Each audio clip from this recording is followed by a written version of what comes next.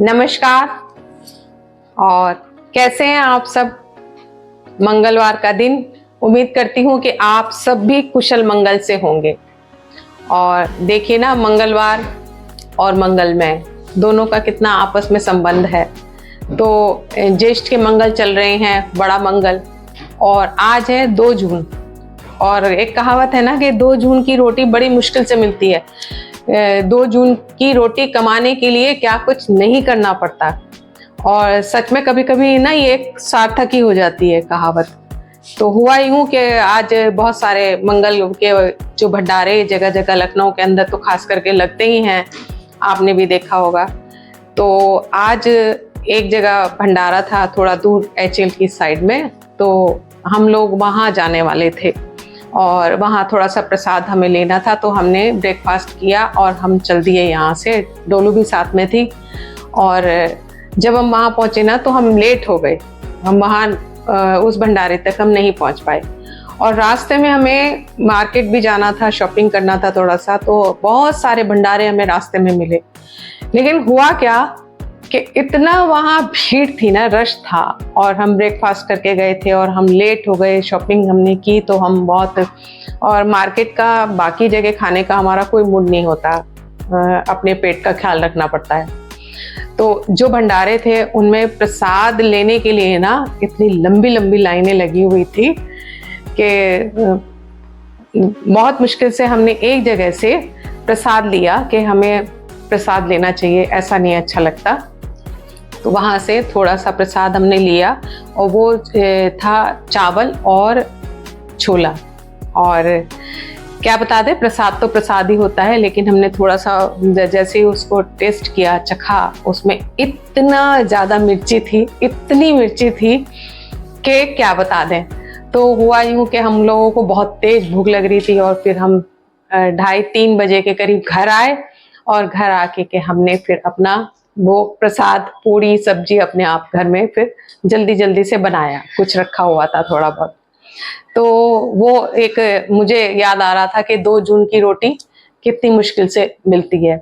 तो भगवान का भी ये वो एक रहता है ना, ऊपर से हमारे ऊपर आशीर्वाद रहता है हमें बताने का कि देखिए 2 जून की रोटी कमाने के लिए क्या नहीं करना पड़ता। कि अगर आपको प्रसाद लेना है तो आप लाइन में लगिए। अब लाइन में लगने के नाम पर मुझे ध्यान आया ना कि कुछ लोग वहाँ जो प्रसाद ग्रहण करते हैं तो बहुत वहाँ वहीं दोना पत्तल सब फेंक देते हैं। हालांकि बहुत जगह बहुत अरेंजमेंट होते हैं, तो होना यही चाहिए कि पूरी तरह से जो है ना सफाई का पूरा क्लीन करने का पूरा ध्यान लोगों को रखना चाहिए। बहुत लोग अब रखते हैं पूरा, और इसमें नगर पालिका भी सहयोग करती है कि पहले वहाँ से हम संपर्क करते हैं भंडारा करने के लिए या कुछ भी, और वहाँ से हमें पर्ची मिलती है और उसके बाद उसका अरेंजमेंट किया जाता है कि वो बाद में पूरी जगह क्लीन हो जाए। तो क्लीन के ऊपर मैं बता दूं कि डोलू ना इस समय, देखिए डोलू की छुट्टी पड़ी हुई है और वो क्या कर रही है, ये अपने बैठ के अपनी ड्राइंग पेंटिंग अपना छुट्टी में कर रही है। और आजकल ना नई नई स्टोरी भी सुनाती है, पता नहीं कहाँ से मोबाइल से देखती है या पढ़ती वढ़ती भी है, थोड़ा सा स्टोरी वगैरह पढ़ लेती है, रीडिंग करती है। तो आज ही ये स्टोरी बता रही थी कि जो लोग गंदा करते हैं, गंदा के बारे में बता रही थी कि एक अंकल बहुत परेशान थे कि उनकी शॉप थी और उनकी शॉप के साइड में जो वॉल थी उसमें कुछ लोग आते थे। एक लड़का आता था डेली के लिए, डेली, और वो स्पिट कर देता था, वो पान खाता था और वॉल को गंदा कर देता था। और अंकल फिर आए दिन, उनको अच्छा नहीं लगता था, अपनी वॉल को, साइड को, वॉल को लेके उसके ऊपर व्हाइट वॉश वगैरह करते रहते थे, वॉश करते थे, धोते थे, फिर व्हाइट वॉश करते थे। वो आए दिन फिर से इसके ऊपर स्पिट किया हुआ मिलता था, गंदा था। तो अंकल ने क्या किया, वहाँ एक, देखिए हमारे यहाँ तिरंगे की कितनी वैल्यू है, कितना हमारा जो झंडा है वो कितना मायने रखता है, देश का झंडा।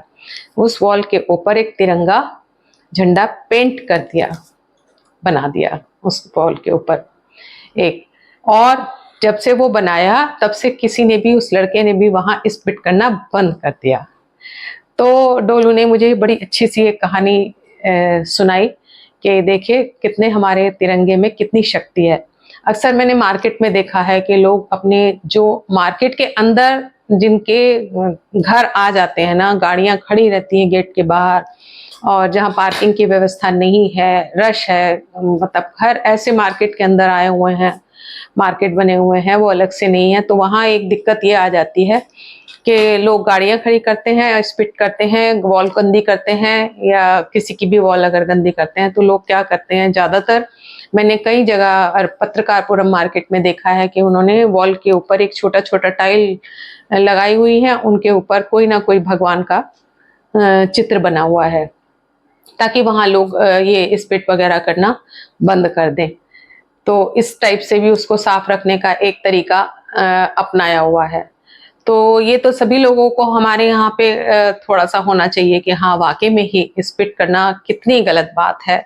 और जो लोग ये पान वगैरह खाते हैं और स्पिट कर देते हैं जगह जगह पे, उनसे खास करके मेरी गुजारिश है कि वो प्लीज और ये इस टाइप से स्पिट ना करें। बहुत ज्यादा गंदगी मैंने देखी है मार्केट में, और खास करके कहीं जो स्टेयर्स बनी हुई है मार्केट की, जब वहां हम ऊपर जाते हैं तो स्टेयर्स से चल के जाते हैं और वहां बीच बीच में हमें स्पिट किया हुआ मिलता है। तो सोचिए कितनी बीमारी, कितनी गंदगी फैलती है। लोगों के अंदर समझ नहीं आता कि लोग बहुत चीजों का ध्यान देते हैं, अपने घरों को अच्छे से अच्छा बनवाते हैं, और बहुत सारी चीजें हैं, अपने बच्चों को बड़े से बड़े स्कूलों में पढ़ाते हैं, सब कुछ करते हैं, लेकिन वो लोग ऐसा काम कर देते हैं कि वो स्पिट करते हुए चलते हैं ऐसी जगह में। तो ये थी बात एक क्लीन करने की, और बाकी भी बहुत सारी स्टोरी आजकल डोलू ना सुनाती रहती है, और बहुत मजा आ रहा है छुट्टियों में।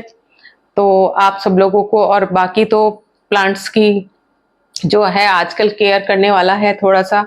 बार बार बारिश और आंधी आती है वो तो ठीक है, थोड़ा सा मौसम ठीक हो जाता है, और कभी कभी थोड़ी छिटपुट बारिश भी हुई है, लेकिन ये है कि गर्मी गर्मी बहुत ज्यादा है, लेकिन बीच बीच में।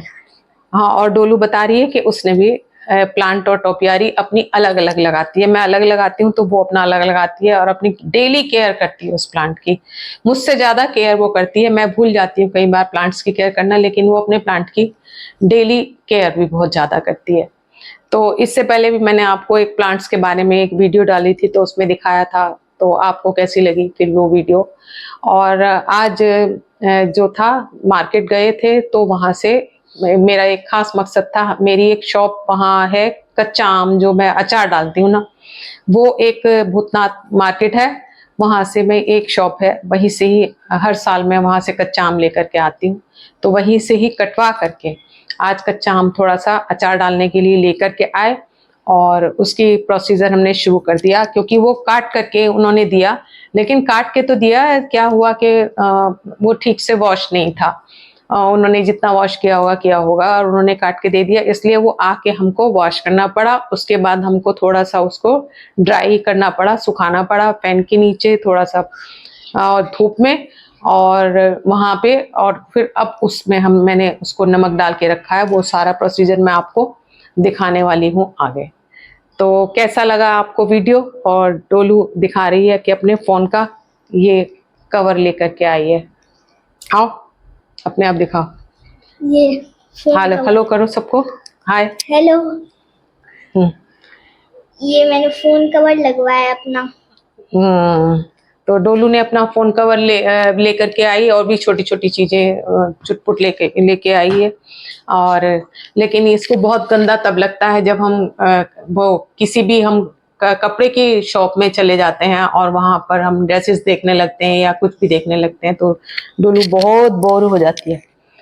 तो आगे से हमने इसको किया है, प्रॉमिस किया है कि जब इसको लेके जाएंगे तो हम इसको इतना बोर नहीं करेंगे आगे से।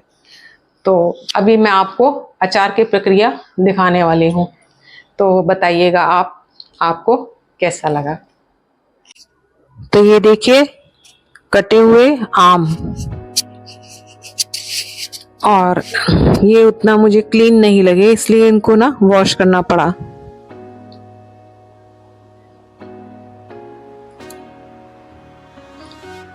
ये देखिए पूरे कटवा करके ले आए थे शर्मा जी, मार्केट से ही वो लोग जो आम बेचते हैं ना वो काट के दे देते हैं, क्योंकि इसके अंदर पूरा गुठली जो होती है ना उसको काटना आसान नहीं होता। और मुझे अच्छा लगता है कि ये पूरा जो फाड़ वाला अचार होता है ना ये ज़्यादा टेस्टी लगता है, लेकिन इसको ना बहुत ध्यान से करना पड़ता है क्योंकि इसमें खराब होने का ज़्यादा चांसेस होते हैं। तो पहले हम इसको पानी से अच्छे से वॉश किए और उसके बाद इसको फिर थोड़ा सा, हल्की धूप थी बाहर उस समय तक, लेकिन बाहर आज ना टेम्परेचर बढ़ गया, गर्मी थी तो इसलिए सूख भी गया। और इनको अच्छे से वॉश कर लिया और इनके अंदर की जो गुठली के अंदर जो अंदर का पार्ट होता है, बिजली जिसे बोलते हैं, वो भी किसी किसी में थी, उसको भी थोड़ा थोड़ा सा पार्ट उसका भी निकालना पड़ा। तो बाहर मैंने एक साफ सुथरा एक वाइट कपड़ा दूसरे कपड़े के ऊपर बिछा दिया और ऊपर से फैन चला दिया। तो धीरे धीरे इन सबको ना अच्छे से पोंछ करके वॉश क्यूबों को फिर फहरा दिया हवा में। और बहुत ही हॉट एयर यहाँ पे रहती है इस जगह पर, तो इसलिए जल्दी जल्दी वो 2 घंटे में ही बिल्कुल एकदम ड्राई हो गए थे। मैं दिखाऊंगी आपको कि किस तरीके से ड्राई हो गई। और अंदर का ये जो बिजली का पार्ट है इसको निकालना पड़ रहा है, कहीं कहीं जो रह गया इसमें, कुछ अपने आप निकल जाता है, किसी किसी को निकालना पड़ता है। और अब जो इतने बड़े बड़े पीसेस नज़र आ रहे हैं ना वो थोड़े जब नमक में डाल देंगे और अचार बन जाएंगे ना पूरी तरह से तेल में, सरसों के तेल में डूब के, तब ये एकदम तब छोटे ही हो जाते हैं। हालांकि मुझे नहीं मालूम था कि वो इतना बड़ा बड़ा काट देंगे, तो उन्होंने बहुत ज़्यादा बड़ा काटा है, थोड़ा सा और छोटा काटना था वरना अचार बहुत ज़्यादा वेस्ट जाता है। क्योंकि इसको हम फिर जब देते हैं ना, लेते हैं, तो उसको तब हम काट नहीं सकते, उसको उतना ही बड़ा एक पीस पूरा लेना होता है और वो अगर नहीं खाया जाता है तो फिर वेस्ट चला जाता है। तो ये सब जो था, देखिए हवा में खूब हॉट एयर यहाँ से लग रही है ऊपर, और ये सूख जाएगा बहुत जल्दी 2-3 घंटे में। तो ये प्रोसीजर आज का आज ही इसीलिए करना पड़ा क्योंकि इसको कटा हुआ आम को हम ज़्यादा टाइम के लिए रख नहीं सकते। और ये देखिए ये हो गया ड्राई, और मैं फिर से वो पॉट ले आई ड्राई करके, एकदम ड्राई करके, इसमें पानी का किसी में कहीं असर नहीं रहना चाहिए। कपड़े से इसको अच्छे से पोंछ करके और फिर मैंने इसके अंदर फिर से भर दिया इनको, ताकि आगे के प्रोसीजर के लिए मैं शुरुआत कर सकूं। और नेक्स्ट प्रोसीजर रहेगा नमक डालना इसके अंदर। कभी कभी डायरेक्ट ना इनको थोड़ा सा सुखा करके नमक और मसाले और तेल सब मिला करके लोग डाल देते हैं, लेकिन मेरा प्रोसीजर ज़्यादातर यही रहता है कि मैं पहले नमक डाल करके रखती हूँ, यानी रचाना होता है इसको, रात भर रखेंगे और रात भर के बाद अगले दिन फिर इसको नमक से निकाल करके फिर से एक बार इसको ड्राई करने के लिए, धूप होगी तो अच्छा होगा, थोड़ी देर 2 घंटे ही चाहे धूप में डालना होगा इसको। और फिर उसी जो सॉल्ट का जो पानी थोड़ा बचेगा ना, उसी में मसाले मिला करके भरने पड़ेंगे, तो वो बहुत अच्छा रहता है प्रोसीजर। पूरी तरह से मैंगो फिर ख़राब होने का कोई डर नहीं रहता। हालांकि तेल तो डालना ही है, तेल के बिना तो अचार नहीं है। बिना तेल के तो अचार अगर आपने बनाया भी तो हल्दी और नमक से अगर कम तेल का होगा तो वो ज़्यादा 1 वीक चल पाएगा, वरना फिर ख़राब होने लगता है। तो तेल तो मिलाना ही पड़ता है। तो ये पूरा देखिए छोटी सी मटकू जो मेरा है ना, ये पूरा ऊपर तक भर गया और इसमें नमक डालने की जगह नहीं रही, इसलिए मुझे ले जा करके इसको फिर से क्या करना होगा कि मैं इसमें से कुछ कम करूँगी। फिर ये देखिए मैं ले आई बाहर से इसको अंदर, और अंदर ला करके ना ये रखा मैंने यहाँ किचन में। और इसके ऊपर से जो मैंगो है ना वो मुझे निकालने होंगे अलग। और ये देखिए सॉल्ट, नमक है मेन, और मैं इस सूखे डब्बे के अंदर इन मैं कच्चे आम को थोड़े से ऊपर से निकाल दूंगी, इसमें भर दूंगी जितना कुछ कम कर सकूं, ताकि इसमें मैं नमक अच्छी तरह से मिला सकूंगी। और ये जो नमक है आप देख रहे हैं, ये 1 किलो नमक है पूरा। मेरी जो है ये बॉटल नमक की है। ये देखिए जार मेरा जो है इसमें 1 किलो है, और मैं उसी हिसाब से इसमें से हाफ के जी, क्योंकि 10 किलो के अंदर हम 1 किलो डाल सकते हैं, तब जब देसी आम आपके पूरी तरह से खट्टे हों अच्छे से, पूरा देसी आम अच्छे से, क्योंकि उतना ही वो नमक एब्जॉर्ब करता है अपने अंदर, अच्छा सा चटपटा अचार बनाने के लिए। और मैं लगभग इसमें से हाफ से कम करूँगी, क्योंकि इसका नीचे से ये जो मेरा जार है ना, नीचे से चौड़ा है, उसमें नमक ज़्यादा आता है। ऊपर से ये मेरी इसके अंदर चम्मच नहीं गया, तो देखिए मैं इसको इस तरह से ऐसे ही मिला दूंगी। ये देखने में ज़्यादा लगता है, लेकिन जब ये एब्जॉर्ब कर लेता है ना नमक को, तो अचार के अंदर नमक अच्छा खासा खपत होती है, क्योंकि अचार तो अचार ही है, थोड़ा सा ही खाया जाता है, तो नमक भी उसी हिसाब से, सबसे ज़्यादा तो नमक की खपत होती है, बाकी मसाले तो मिला करके बाद में डलते हैं अचारी फ्लेवर के लिए। तो थोड़ा सा मुझे और कम लगा, मैंने इसको देखिए हाफ के जी, मैंने लगभग हाफ के जी, पूरा नहीं, ये कहिए कि 400 ग्राम्स, 400 ग्राम मैंने इसके अंदर डाल दिया।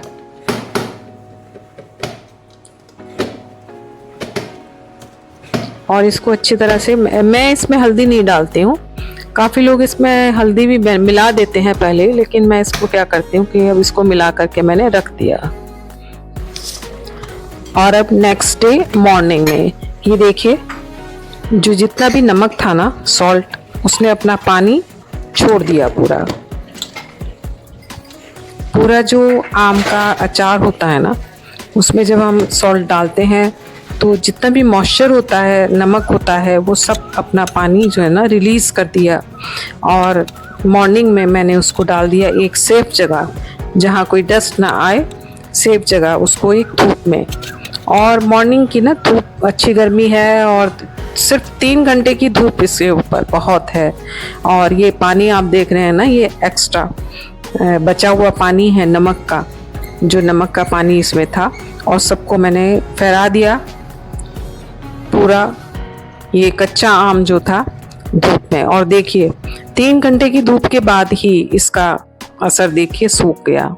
और ये मैं मसाले दिखा रही हूँ, पिसे हुए मसाले हैं, ये हींग है, और ये खड़े मसाले जो हैं सौंफ, और ये मेथी और कलौंजी, और ये पका हुआ तेल, जिसको थोड़ा सा ठंडा होने पे मैंने डाल दिया। ये खड़े मसाले जो हैं, जिनको मैं कूटती नहीं हूँ, इनको खड़ा ही रखती हूँ, क्योंकि बहुत अच्छा लगता है इसमें थोड़ा सा, जब ये पक जाते हैं ना, अचार में मिक्स हो जाते हैं, और इनका फ्लेवर अचार मुंह में बस्ट होता है, तो बहुत अच्छा लगता है।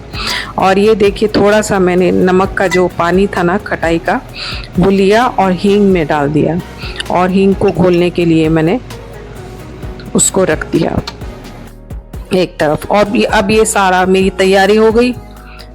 अचार का ये तेल है सरसों का, और ये मसाले हैं, और ये सूखा हुआ मेरी अचार, और ये पानी है। और जबकि जो मुझे एक्सेस जितना मुझे लगेगा ना, उतना ही मैं पानी उसमें इन्वॉल्व करूँगी, क्यों नमक के हिसाब से, और उसको गलाने के लिए जितना अचार में ज़रूरत होगी। और बीच में आ गई डोलू ने जिद की कि थोड़ा सा वो भी कुछ काम कराएगी, तो उससे भी थोड़ा सा कराना है, हेल्प करेगी। मेरा थोड़ा सा ये जो मसाले हैं ना, इनको जो ऑयल है ठंडा हो गया है, और इसमें डाल देगी। और मैंने ये हल्दी और धनिया और मिर्च लगभग 25-25 ग्राम के अबाव, 25-30 ग्राम हैं ये मेरे, और ये मैंने डाल दिए इसमें तेल में। और अब ये हींग डालने की बारी है। हींग को जो घुल गया ना, हींग अच्छे से इसमें घुल जाएगा, खूब अच्छे से मत लेंगे। और इसमें घुलने के बाद, क्योंकि हींग का जो फ्लेवर है ना अचार में स्पेशल मस्त आता है, वो ज़रूरी है। तो नमक तो पहले से है ही, बाकी मसाले ये आ गए हैं। और ये मैंने जो आँच जिसको बोलते हैं नमक का पानी अचार का जो होता है वो मैंने पास में रखा हुआ है। उसको कितनी मात्रा में डालना है मैं हिसाब से ही डालूंगी, मैं पूरा उसको ज़रूरी नहीं है कि उसको पूरा डाला जाए, क्योंकि मैंने अचार को बहुत ज़्यादा मात्रा में नहीं सुखाया, उसको बहुत कड़क नहीं किया है, जितना वो ख़राब ना हो सके उतनी ही मात्रा में मैंने उसको धूप में डाला, सुखा लिया। और ये अब डाल दिया मसालों में अचार को अच्छे से, और अब मिक्सिंग चलेगी अचार में, अच्छी तरह से कोटिंग हो जाएगी ना जब मसाले में, तेल की मसालों की ये एक अचार के ऊपर जो ये स्लाइसेस है ना कटे हुए आम के, कच्चे आम के, ये देसी आम है कटा हुआ। और अब मैंने डाल दिया इसमें ये पानी नमक का जो बचा हुआ है। ये पानी क्या, ये अचार का ही एक जो आम होता है कच्चा आम, उसी का ही जब हम नमक डालते हैं तो वो अपना एक्सेस वाटर जब छोड़ देता है ना, तो वो पानी है, कोई भी एक्स्ट्रा पानी अलग से नहीं है, वरना वैसा मॉइस्चर तो इसको खराब ही कर देगा, तो वो तो डालना ही नहीं है, सिर्फ इसी से ही काम चलाना है जितना भी ज़रूरत होगी। और अब जब मिक्सिंग करना मुश्किल हो रहा था, नीचे काफ़ी मसाला है अभी, तो मैंने ऊपर से जो मैं मिलाया उसको ये पूरा जो है ना मेरा कांच का बर्नी जो है जार है, इसको फिल कर दिया। और अब दूसरे का नंबर, तो मुझे लग रहा था कि 2.5 में काम हो जाएगा, लेकिन मुझे फिर एक और बर्नी, बड़ी वाली बर्नी मुझे लेनी पड़ी, फिर 2 पूरे फुल हो गए और अब तीसरा, तो ये 3 जार मेरे तैयार हो गए इस मेरे आम के अचार के। और ये साल भर के लिए, ये सिर्फ इस टाइप का जो खट्टा आम का अचार है ना, ये तो बहुत है, काफ़ी है। बाकी मीठा और बाकी सब्जियों के और तरह तरह के नींबू के अचार जो होते हैं वो अलग रहते हैं। और अचार को ना बहुत ज़्यादा मात्रा में खाना भी एक दिक्कत की बात है कि उतना ही खाना चाहिए जितना अचार की तरह से खाया जाता है। तो ये हो गया तैयार अचार, बहुत लजीज मज़ेदार सा, और मुझे लग रहा था, और जिम में पानी आता है अचार को देखते। आपको कैसा लग रहा है ये अचार? तो अगर आपको भी खाना हो तो ज़रूर आइएगा, ज़रूर टेस्ट कराऊंगी, खिलाऊंगी। और इसके ऊपर अभी थोड़ा सा एक काम रह गया है कि ये जो थोड़ा सा तेल, कच्चा तेल है, और टेस्ट के लिए, फ्लेवर के लिए भी ज़रूरी है ऊपर से, और ख़राब भी नहीं होगा। इसको डाल करके इसको टाइट मैं बंद कर दूंगी, और जब भी धूप, इसको लगभग 1 वीक तक इसको मैं अभी धूप में रखती रहूंगी, और थोड़ा सा इसको हिला करना, थोड़ा सा मैश भी करती रहूंगी, ताकि ये तेल इसके ऊपर आया रहे और ये किसी भी तरीके से ख़राब ना हो। तो कैसा लगा आपको? लाइक, शेयर और सब्सक्राइब ज़रूर कीजिएगा। तो आज्ञा दीजिए, नमस्कार।